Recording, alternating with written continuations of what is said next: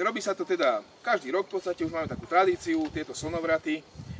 Je to také zriedkavé, slnovraty robíme letné aj zimné. A ešte možno tak jeden, tak 3-krát do roka maximálne chodíme v noci za tmy.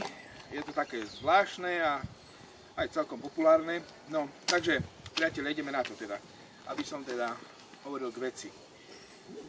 Ideme na ten slnovrat. Najprv poviem taký úvod historický, že teda čo mám na sebe a čo mám so sebou a čo uvidíte. Lebo niektorí ste viackrát už tu boli so mnou, niektorí ste prvýkrát. Takže zobral som aj tú nošu celú so sebou, aby som spravil aj tú prezentáciu. Ideme hore na hradisko Zobor. Hradisko Zobor je to teda hradisko, ktoré bolo vybudované v 10. storočí. Začalo sa budovať v 10. storočí pred Kristom. Takže je to teda veľmi starobilá záležitosť, 1000 pred Kristom, takže 3000 rokov. Zhruba to má 3000 rokov. Je to obrovská stavba, najväčšia historická stavba v Nitre. Ľudia si to aj nevšimnú, takí, čo nevedia, tak aj idú okolo, ani si nevšimnú, že tam niečo je postavené, ale je. To vám ukážem, aj keď bude tma, takže nebudeme tak všetko dobre vidieť ako cez deň. Bude tam taká možnosť, že keď skončíme hore, ja by som to tak spravil, že hore prídeme na pyramídu, tam teda na tej pyramíde si pozrieme mesto, pozeráme si výhľady a tak ďalej. Niečo si opečieme a kto bude chcieť, dohodneme sa, by sa mohli po tom opekaní ešte si dať taký bonus na Zobor. Áno? A tam sú práve tie architektúry viditeľné najlepšie, pretože my ideme na pyramídu cez jednu bránu, severnú, tá je vlastne zničená, tak veľmi poškodená, tak poviem, ale jediná brána, sú tu 3 brány, jediná je práve z tej východnej strany a tá je vo veľmi dobrom stave. No, po 3000 rokoch, áno, ale tam vidíte presne aj tie, ako je to celé naprojektované. Takže, kto by chcel potom, nemusíte sa ešte k tomuto teda si dať ten bonus. No, takže, priatelia, no, teraz v tej histórii. Takže 3000-ročná stavba, je to obdobie doby bronzovej. Doba bronzová u nás, to datovanie nebudem to rozoberať nejako špeciálne, 2200 pred Kristom začína, tak pomaličky, a končí potom okolo tu 700. Alebo aj trošku sa to posúva. Ale skrátka toľko poviem, že 1500 rokov trvala doba bronzová na Slovensku. 1500 rokov a my vlastne teraz budeme prezentovať ten vrchol, ten záver toho celého, kedy tá technológia výroby bronzu a tá bronzová civilizácia vlastne dosiahla najvyššiu úroveň. Takže aj tie predmety, ktoré budete vidieť, to je ten vrchol tej doby bronzovej, kde naozaj to majstrovstvo bolo najvyššie, naozaj. Takže to je ale taký bonus v tomto prípade, lebo máme ten slnovrat a ten je prvoradý, takže toto, čo vám budem potom prezentovať, tú hmotnú kultúru, tak to je, berte ako taký bonus, to bude v polovici trasy, si to budeme ukazovať, tie veci, už po tme, zasvietime si, bude to dobré, môžete to vyskúšať, overiť, všetko si to ako pochytať, takže to je taký bonus, ale hlavným cieľom dnešným nie je toto, ale našim cieľom dneska je tá mágia tej noci slnovratovej.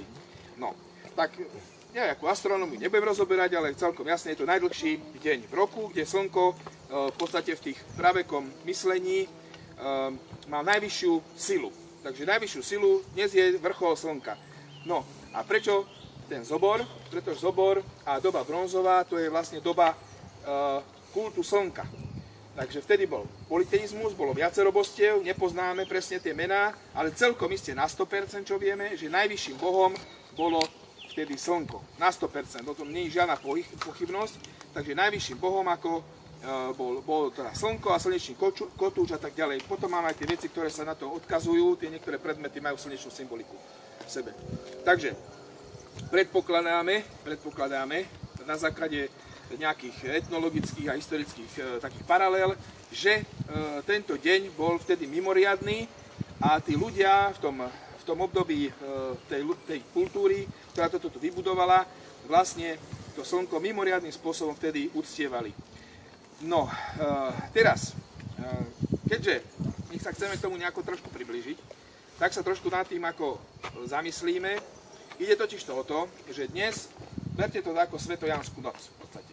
Akurát, že nám tá svetojanská noc nepadla presne na slnovrat, ale to je není podstatné, lebo nie je dôležitý svetojanská noc, ale dôležitý je slnovrat. A svetojanská noc je vlastne odvodenina z toho. To znamená, v tom čase, na svetojanskú noc, sa zberali byliny, to vieme teraz z tých etno a týchto vecí, že sa zberali byliny, ktoré mali vtedy magickú moc. Áno, práve kvôli tomu slnku. Áno. Takže tieto veci, ktoré my poznáme z tej ľudovej kultúry, tak predpokladáme, že už vtedy existovali a to je vlastne stále odtedy sa to ťahá od toho praveku až do tej súčasnosti a tie ľudové zvyky, ktoré sú, podobné zvyky museli byť už v tom čase. Teraz, keď sa na to pozrieme tak nejako racionálne, na tie záležitosti, čo ideme robiť, pretože ideme si niečo želať. Je to magická noc, ktorá má teda magické účinky, kto tomu verí, áno, prečo nie, tak si môžeme niečo želať a niečo sa nám môže splniť. Budeme teda trhať niektoré bylinky, ktoré vám poviem, ale možno, že aj vy sami viete, kľudne, nemusíte sa držať mňa, ktoré môžu spôsobiť, že sa vám niečo teda pekné v živote stane. Takže základ je ten, že z takého biologického hľadiska, keď je tu slnko najvyššie, tak má najvyššiu silu. Áno? Ako keď si zoberete gravitáciu, ako že mesiac priťahuje príliv, odliv a tak ďalej, že sa niečo také deje v mori, tak môžeme predpokladať, že niečo také sa môže aj v tých rastlinách diať. A keď je to slnko naozaj také najsilnejšie, tak môžu sa tie isté živiny alebo tie látky z tých koreňov a z tých spodných častí tej rastliny ťahať vyššie. Takže je tam možnosť taká, že niečo z tých rastlín, že tie rastliny majú inú kvalitu v tom čase, áno, ako racionálne, takže majú možno nejaké viac tých liečivých účinkov ako bežne. Tak je predpoklad, môže byť. No a teraz ideme, že ako na to.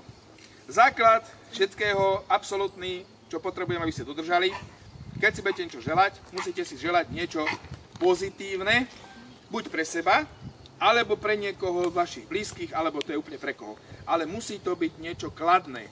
Nesmiete si želať niečo zlé.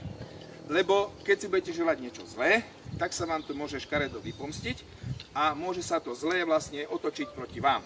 To je taký základ týchto myslenia, tohto myslenia. Áno. Takže myslím niečo pozitívne. Teraz prvý úsek, ktorý pôjdeme, je taký úsek, taký cikcakový. Pôjdeme takou serpentínou, ako had. Had sa vlní, áno, takto. Má to takú symboliku.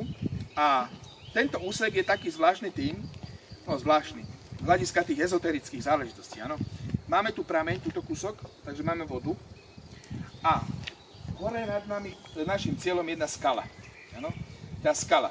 A tento úsek, ten cikcak, ktorý pôjdeme, je práve medzi vodou a tou skalou.